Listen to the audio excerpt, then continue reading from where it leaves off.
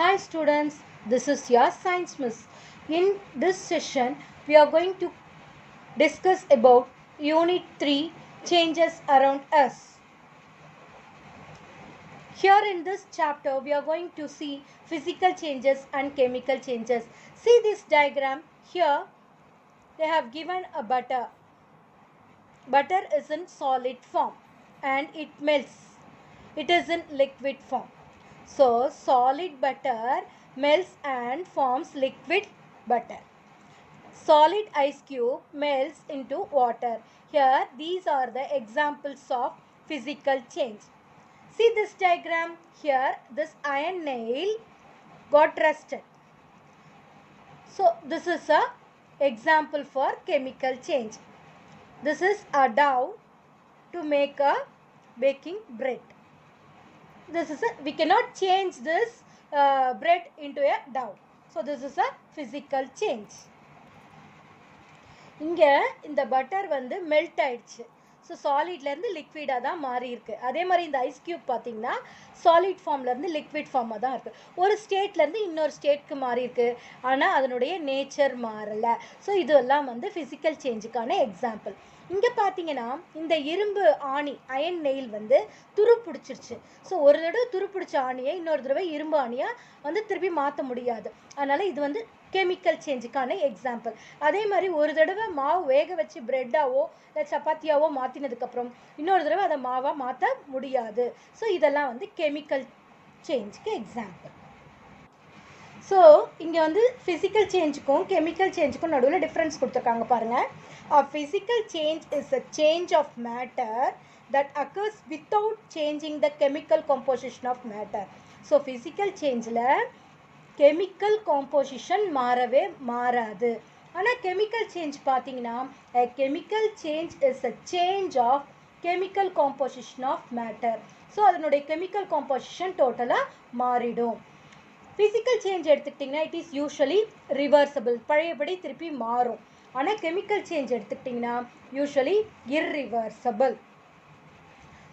Physical சேஞ்சில் new products are not formed. புதுசாக எதுவுமே ஃபார்ம் ஆகாது, பழையலையே தான் இருக்கும். ஆனால் கெமிக்கல் சேஞ்ச் எடுத்துக்கிட்டிங்கன்னா new products are formed. Some changes occurs when heating or cooling is done. Heating or cooling நடக்கும்போது ஒரு சில சேஞ்சஸ் நடக்கலாம். இங்கே changes always involves absorption or release of energy. So ஒவ்வொரு கெமிக்கல் சேஞ்ச் நடக்கும்போதும் அதில் கண்டிப்பாக absorption or release of energy involve ஆகிருக்கும். Changes have no effect on the chemical bonds of molecules of a substance. So physical change எடுத்துக்கிட்டோம்னா அதில் chemical பாண்டிங்ஸில் எந்த எஃபெக்ட்டுமே இருக்காது. ஆனால் கெமிக்கல் சேஞ்சில் கண்டிப்பாக chemical bonds நுடைய effect இருக்கும். direct effect on the chemical bonds of molecules in a substance. So இங்கே ஒரு சில பிக்சர்ஸ் கொடுத்துருக்காங்க பாருங்க. rusting of iron, digestion of food, boiling egg, rotten banana, mixture of sand and water, chopping wood, crushed can, mixture of different colored buttons, burning of wood. இதில் எதெல்லாம் physical change எதெல்லாம் chemical change நீங்களே identify பண்ணுங்க பார்க்கலாம். Here they have given solid, liquid and gases. In solid, particles are very close together. இதில் பாருங்க solidல அந்த particlesல எவ்வளோ நெருக்கமாக இருக்கு இல்லையா, very close together. Particles are arranged in a fixed regular pattern. So பக்கத்தில் ஒரு ஆர்டராக அரேஞ்ச் ஆகிருக்கு. ஃபிக்ஸட் ரெகுலர் பேட்டர்னில் அரேஞ்ச் ஆகிருக்கு. Particles can vibrate about their fixed positions. So அது என்ன ஆகும், அதனுடைய பொசிஷன்லேயே ஈஸியாக வைப்ரேட் ஆகும். லிக்விட்னு எடுத்துக்கிட்டோம்னா லிக்விட் பார்ட்டிகல்ஸ் வந்து க்ளோஸராக இருக்கும். ஆனால் சாலிடோட கம்பேர் பண்ணும்போது கொஞ்சம் அதுக்கு கேப் இன்டர்மாலிகுலர் ஸ்பேசஸ் இருக்கும். கேஸஸோட கம்பேர் பண்ணும்போது அது க்ளோஸாக தான் இருக்கும். particles are not arranged in a fixed regular pattern. சாலிட்ல இருக்கிற மாதிரி ஒரு fixed regular pattern இருக்காது, அங்கங்க present ஆயிருக்கும். particles are able to slide past one another. ஒன்று மேலே ஒன்று இந்த மாதிரி அந்த பக்கம் இந்த பக்கம் இந்த மாதிரி எல்லாம் வந்து அது மூவ் ஆகும். கேஸஸ்ன்னு எடுத்துக்கிட்டோம்னா particles are far apart from each other. ஒரு மாலிகுலுக்கும் இன்னொரு மாலிகுலுக்கும் நடுவில் நிறைய ஸ்பேஸ் இருக்கும். So particles do not arrange in a fixed regular pattern. ஒரு ரெகுலர் பேட்டர்னில் அரேஞ்ச் ஆகிருக்கா, தூரமாக ப்ரெசென்ட் ஆகிருக்கு.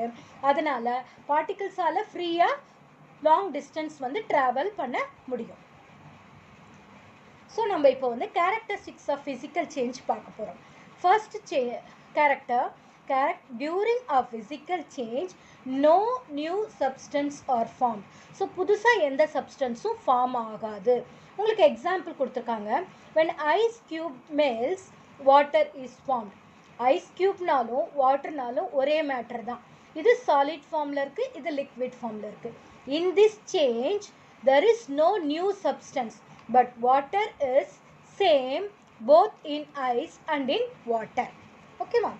So next character, a physical change is usually temporary and reversible in nature. அது ஒரு temporary change, reversible, திருப்பி பழையபடி மாறிடும். அதுக்கு உங்களுக்கு எக்ஸாம்பிள் கொடுத்துருக்காங்க. when water is heated water vapor are formed. once water vapor are cooled water can be obtained again. So தண்ணியை சுட வைக்கும்போது அது வேப்பராக மாறிடுது. ஸோ லிக்விட் ஸ்டேட்லேருந்து கேஷியஸ் ஸ்டேட்க்கு மாறிடுச்சு. ஒன்ஸ் அகைன் அந்த வாட்டரை நம்ம கூல் பண்ண உடனே அந்த வாட்டர் வேப்பர் என்னவா மாறிடும், ஒன்ஸ் வாட்டராக மாறிடும், பழைய ஸ்டேட்க்கு அது வந்துச்சு. So physical change is usually temporary and reversible in nature. Third character, in a physical change the chemical property of a substance do not change. அதனுடைய கெமிக்கல் ப்ராப்பர்ட்டி மாறவே மாறாது. உங்களுக்கு எக்ஸாம்பிள் வந்து when a piece of gold is melted.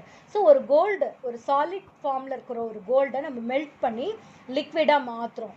its chemical composition remains the same in the solid form and also in the liquid form. Solid ஃபார்மில் என்ன chemical composition இருக்கோ அதே chemical composition தான் liquid ஃபார்ம்லேயும் இருக்கும். So no chemical change in the chemical properties.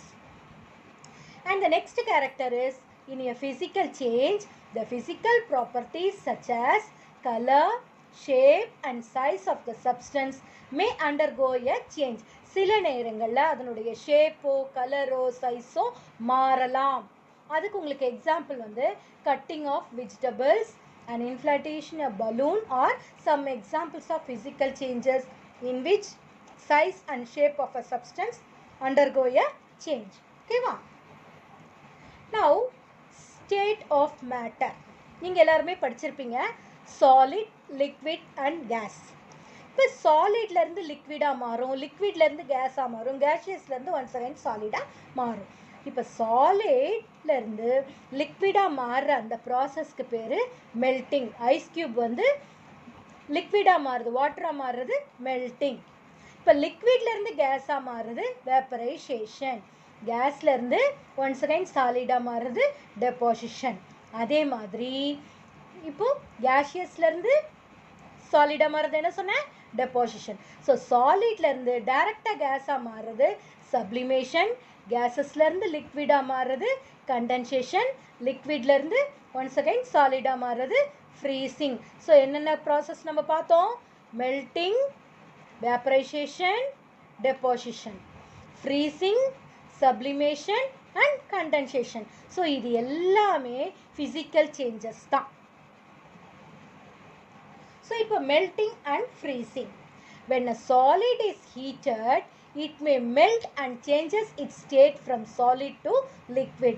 If ice is heated it becomes water. The opposite process of freezing occurs when a liquid solidifies. அதாவது ஒரு pure சப்ஸ்டன்ஸை நம்ம melt பண்ணுறோம், ஒரு சாலிட் சப்ஸ்டன்ஸை நம்ம melt பண்ணுறோம் இல்லையா. ஸோ அது சாலிட் ஸ்டேட்லேருந்து எப்போ லிக்விட் ஸ்டேட்டாக மாறுதோ அந்த பர்டிகுலர் பாயிண்ட்டை தான் நம்ம என்னன்னு சொல்கிறோம், மெல்ட்டிங் பாயிண்ட் அப்படின்னு சொல்கிறோம். அதே மாதிரி ஒரு லிக்விட் எப்போ சாலிடாக மாறுதோ அந்த பர்டிகுலர் பாயிண்ட்டை தான் நம்ம என்னன்னு சொல்கிறோம், ஃப்ரீசிங் பாயிண்ட் அப்படின்னு சொல்கிறோம். So now melting and freezing. What is melting? Melting is the change of a solid into its liquid state and it happens by heating. Okay va? So ice cubes வந்து solid formல இருந்து liquid water வந்து melt ஆகுது. அங்க வந்து என்ன involve ஆகுது, heating. அதே மாதிரி freezing is the changing of a liquid into its solid state and it happens by cooling. இது ரெண்டும் ஆப்போசிட்டா நடக்குது. Boiling and evaporation. Boiling is the process of conversion of a liquid into vapor on heating. Boiling na enna? ஒரு liquid gaseous state க்கு மாத்துறோம். On heating, heat பண்ணி ஒரு liquid gaseous மாத்துறோம். அது boiling அப்படின்னு சொல்றோம். Evaporation is a technique used to separate dissolved solids from a solid liquid mixture. So இது evaporation. So boiling க்கு evaporation க்கு definition. இங்கே பாருங்க இந்த டயக்ராமேட்டிக் ரெப்ரசன்டேஷனில் பாயிலிங்க்கும் எவாப்ரேஷனுக்கும் டிஃப்ரென்ஸ். ரெண்டுமே வந்து வாட்டர் மாலிகுல்ஸ் சாலிட்ஸ் லிக்விட் ஸ்டேட்லேருந்து அது கேஷியஸாக மாறுது. அதுதான் பாயிலிங்லேயும் அதான் நடக்குது, எவாப்ரேஷன்லேயும் அதான் நடக்குது. ஆனால் இங்கே எவாப்ரேஷனில் பாருங்கள் லிக்விட் மாலிகுல்ஸ் வந்து கேஷியஸ் மாலிகுல்ஸாக மாறுது. ஆனால் இங்கே எந்த பபிள்ஸுமே ஃபார்ம் ஆகலை. சன்லைட் வந்து இந்த வாட்டர் மேலே பட்டு வாட்டர் மாலிகுல்ஸ் எவாப்ரேட் ஆகி வாட்டர் வேப்பராக மாறுது. இங்கே எங்கேயுமே வந்து பபிள்ஸே மாறல. ஆனால் ஹீட்டிங்கில் நம்ம லிக்விட்க்கு ஹீட் சப்ளை பண்ணுறோம். அப்போ பபிள்ஸ் வந்து ஃபார்ம் ஆகி அந்த பபிள்ஸ் வந்து மேலே போய் அந்த வாட்டர் மாலிகுல்ஸ் வந்து லிக்விட் ஸ்டேட்லேருந்து என்னவா மாறுது, கேஷியஸ் மாலிகுல்ஸ். இதுதான் வந்து எவாப்ரேஷனுக்கும் பாயிலிங்க்கும் நடுவில் இருக்கக்கூடிய டிஃப்ரென்ஸ். நெக்ஸ்ட் வந்து condensation. Condensation is the conversion of a gas into its liquid state. இந்த டயக்ராமில் பாருங்கள், ஒரு லிக்விடை நம்ம ஹீட் பண்ணுறோம். ஹீட் பண்ணும்போது லிக்விட் ஸ்டேட்லேருந்து அது என்னவா மாறுது. இப்போ வாட்டரை ஹீட் பண்ணுறோன்னு வச்சுக்கோங்களேன், வாட்டர் வந்து ஹீட் ஆகி வாட்டர் வேப்பராக மாறுது. ஸோ லிக்விட் ஸ்டேட்லேருந்து கேஷியஸ் ஸ்டேட்டாக மாறிடுச்சு. ஸோ அந்த வாட்டர் வேப்பர் இந்த டிஸ்டில் டியூப்பில் ட்ராவல் பண்ணிட்டு வருது. ஸோ இந்த டெம்பரேச்சர் குறைய குறைய அந்த வாட்டர் வேப்பரில் இருக்கக்கூடிய அந்த ஹீட்டு குறைஞ்ச உடனே கூலான உடனே அது ஒன்ஸ் அகைன் லிக்விட் ஸ்டேட்காக மாறி வாட்டர் மாலிக்யூல்ஸ் வந்து கலெக்ட் ஆகிடும்.